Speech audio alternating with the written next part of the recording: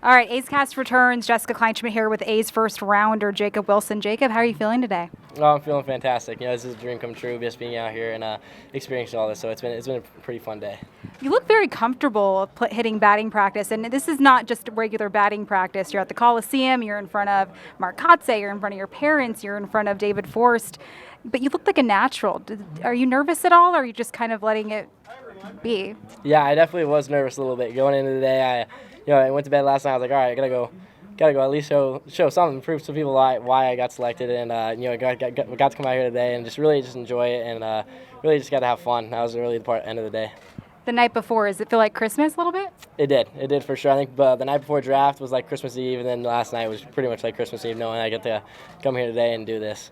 It was really cool to watch you in Seattle because you were physically there when you had your name called. We talked to you a little bit about it over the phone. What was that like to have the actual draft experience? It was phenomenal. Being able to go out there, and I was a little hesitant at first, kind of trying to see who was going to go, who I knew, and what players were going to show up. And I ended up obviously going, and it was pretty much the best experience of my life, being able to be there. And I had a bunch of family there, a bunch of family friends as well. So it was super cool to hear my name called in person and be able to go do all that stuff with the media and get to celebrate with my family.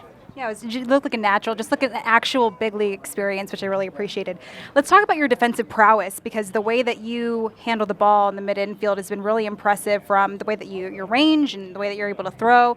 What about your defensive capabilities are you really confident in, and why do you think that those kind of stick out above others? Yeah, I think the main thing for an infielder is to be able to trust your hands. That's something that I really trust myself, being able to catch the baseball, being able to read hops, and being able to come up and make a throw. That's something that you really got to have confidence in, because if you don't have confidence, it can be pretty tough making that play. So for me, I really just go out there, really just trust myself with catching the ball and kind of getting over to first base before the guy gets there, so we get it out.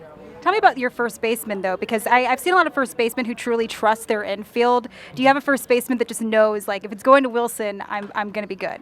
I hope so. I don't like speaking for them, but I definitely hope that I've had first basemen in the past that once hopefully that I get a ground ball, they're like, all right, he's gonna make the play. So I'm hoping I got some guys like that, but I can't speak for them. So. There's only one correct answer to this. I spoke to Logan earlier. I asked her, who is a better infielder between you and Logan, and what's that answer?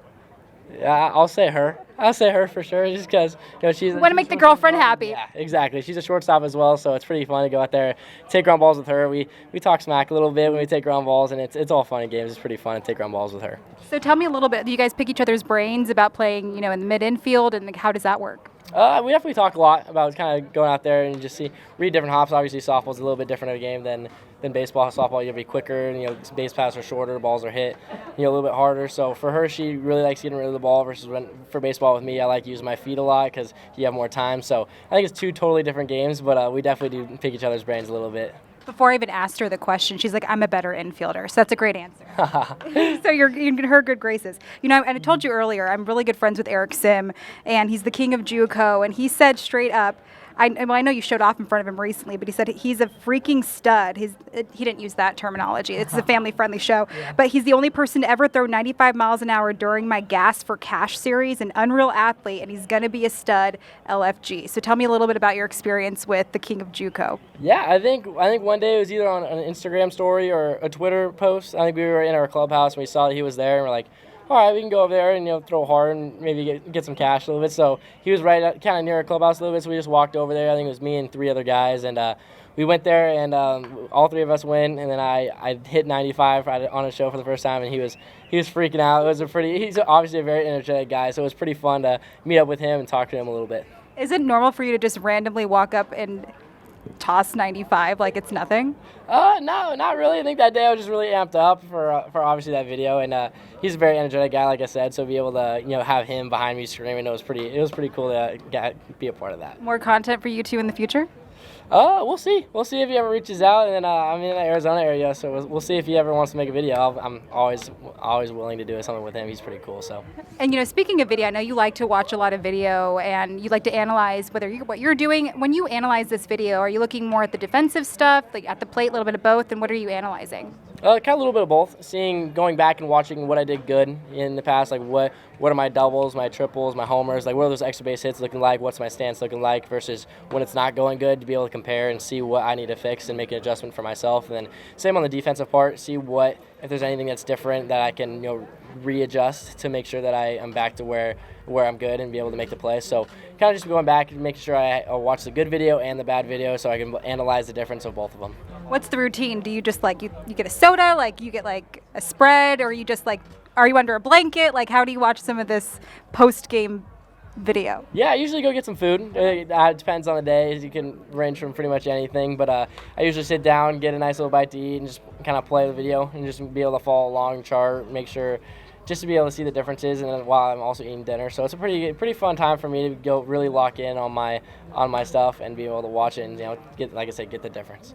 And so when you use it, when did you first start utilizing that part into your game? Because I can imagine, as time went on, you would adopt it more. But when you're watching this video, how do you use that to improve and get better? Yeah, I would say definitely kind of my sophomore year, I really started diving into the video. I wanted to be really good on that end. I didn't do it that much in my high school days and my freshman year, so I was like, I really dove into video. I think that's something my dad really got me on, and then once he got me on it, I kind of just took it and kept rolling with it, and it's been such a help for me ever since. I love sitting down there and just being able to watch, obviously baseball, because I love watching baseball, and just being able to figure out what I need to do better and make what adjustments I need to do so I can go out there and be successful. And you mentioned your dad. You're from some MLB blood with him, and we just talked to Mark Kotze earlier. He had a lot of compliments to say about your dad. What's it like having him as a resource and just in your corner and being able to pick his brain because he had his time in MLB as well? Yeah, it's awesome. He's a great role model to look up to. We go out there all the time, take ground balls with each other. He can spot a difference like that in me, whatever he sees. It's a great helps when stuff I can't see, when he can see from the side. So he's just been a great guy to have mentally, and having that mindset and being able to go out there and take ground balls with him and having him teach me pretty much everything I know today. So it's been pretty awesome to experience life with him so far. Definitely. And before I let you go, you're this young face in a franchise that fans are really excited about some of these younger guys. What's a message you have for them and say, like, hey, Wilson's here. What do you want to let them know? Yeah, I love playing the game, love going out there and having fun. I love talking to the fans and having that communication stuff, signing autographs, doing all that. And most importantly, I love to win. So I'm going to do whatever I can to go out there and win games for the organization. They're going to love to hear that. Congratulations again. Thank you.